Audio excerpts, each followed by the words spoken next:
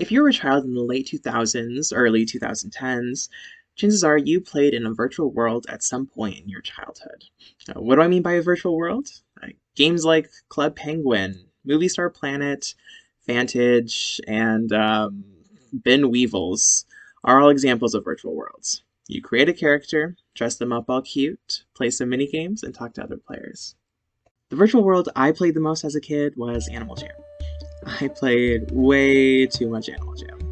Instead of spending my summers outside, I spent them in Jamad Township. The reason I was so invested in Animal Jam was similar to many other people's reasons for playing: cosmetics. Everyone wanted to look fashionable, otherwise you wouldn't make any friends. Now, there was one thing that defined fashion for jammers. That's what we called ourselves. Rarity. Rarity is rather complicated to explain when it comes to Animal Jam. Some items have a rare distinction in the form of this rare stamp. This does not mean it is a rare item. Conversely, some items do not have this distinction, but are some of the most sought-after items in the game. Basically, if an item is hard to obtain, it's fashionable. This torn blanket? Rare. Fashionable. These spiked collars? Already fashionable, but also rare. These cupid wings? Adorable, rare, and fashionable. These were some of the big ones. If you had these items in matching colors, with a cute Arctic wolf, congratulations. You're about 60% of the player base, and probably kind of popular. There's one item, however, that trumps them all. That is the headdress, in all 8 of its variations. I hope we can immediately see a problem here. Complete disregard for any cultural significance. The multiple color variations show this was simply made to be a fashionable item. The people working at Animal Jam HQ eventually realized their mistake and discontinued the headdress in their stores. Unfortunately, this did not erase the item from the game, and did not erase it from the minds of their players. By discontinuing the headdress, they made it much more rare, and therefore much more sought after. A vast majority of people wanted a headdress. When I played, I wanted a headdress. Animal Jam HQ inadvertently created artificial value for the item, knowing that is what many of the most dedicated players cared about most.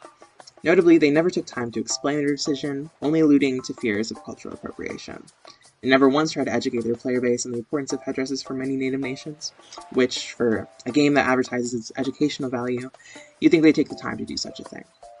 But many of the children playing the game, all they saw was a cool-looking headdress that is extremely rare. In doing some quick research on the players' views of the headdress item today, I found their opinions have remained unchanged for the most part. In fact, there are multiple eBay listings that are selling the headdress for an obscene amount of money.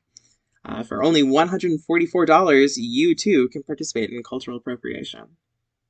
The Animal Jam headdress tells such an interesting story about the effects of settler colonialism on children. As Richard Wheelock writes in Native People in American Mythology and Popular Culture, unfortunately, the traditions of tribalism are often overgeneralized and simplified to fit academic or social discourses. Today's social interactions demand immediate responses, and unless formal institutions like school systems pointedly educate people about their dangers, popular mass media will fill the void with images that cater to its audience's misconceptions without authoritative, factual information to disconfirm public notions of these considered to be others. Children are simply not taught about Native American culture or history in schools. While the headdress item in Animal Jam does not outright paint Native Americans in an unfavorable light, such cultural appropriation only works to erase the meaning behind their culture, which is also extremely dangerous.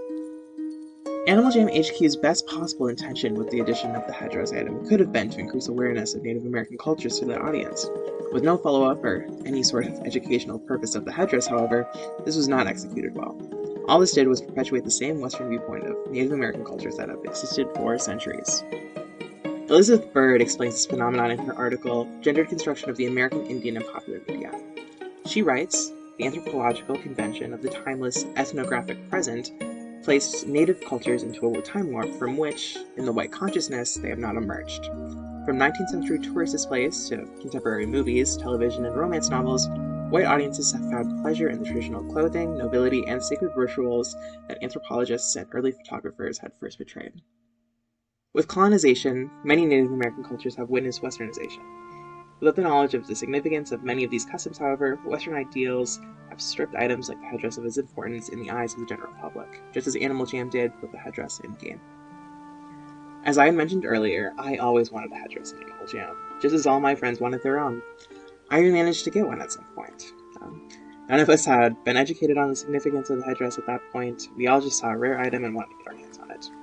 If I were to have known its significance, I would have not wanted it so badly, especially if it meant I had one less item to worry about. A few years ago, long after I stopped playing Animal Jam, there was a data breach that compromised millions of emails and passwords. I was curious, so I logged onto my account to see if any damage was done, and sure enough, most of my rarest items, including the headdress, were gone. I'd like to think that paid off my karmic debt.